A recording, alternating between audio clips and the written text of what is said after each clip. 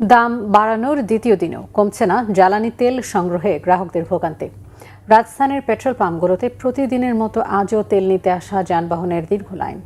Bangladesh petroleum corporation আজ থেকে প্রত্যেক ডিপো থেকে 10% বেশি তেল সরবরাহ করার ঘোষণা দেওয়ার পরও সব পাম্পে মিলছে না তেল।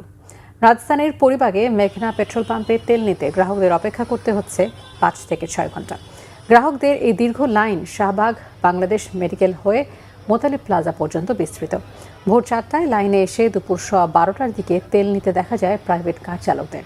আর মোটর বাইক চালকরাও সকাল 8:30টায় লাইনে দাঁড়িয়ে দুপুর 12:30 নাগাদ তেল পেয়েছেন। দাম বাড়ানোর পরও সব পাম্পে তেল সরবরাহ না থাকায় ক্ষুব্ধ গ্রাহকরা। এসবের জন্য অব্যবস্থাপনাকে দায়ী করে দ্রুত কার্যকর পদক্ষেপের দাবি জানিয়েছে তারা। আর সব পাম্পে সমানভাবে তেল সরবরাহ না করা পর্যন্ত এই সংকট কাটবে না বলে জানিয়েছেন পাম্প সংশ্লিষ্টরা।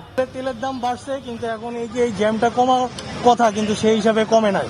দুর্ভোগটা আসলে সরকারের নজর দেওয়া উচিত যে কোথাও মজুদ হচ্ছে কিনা, কেউ চোরা কারবারি করতেছে কিনা। 9টা বাজে সেল দিছি, এখন তো প্রায় 12টা 20 বাজে, এই মাত্র তেল নিতেছি। 3-4 ঘন্টা লাগে এখন তেল নিতে। তেলের দাম তো বাড়ছে, তার বাদেও আমাদের এখন তেল নিতে 4-5 ঘন্টা দাঁড়াইতে হয় সিরিয়ালে। ভোর 4:40 রওনা সিরিয়াল ধরছি হাতিরপুল থেকে, এখন বাজে 12:30। দাম বাড়ার পরেও আমরা অ্যাভেলেবল পাচ্ছি না। এত অনেক কর্মঘণ্টা আমাদের নষ্ট হচ্ছে। সেক্ষেত্রে সবাই আর্থিক ক্ষতির সম্মুখীন হচ্ছে।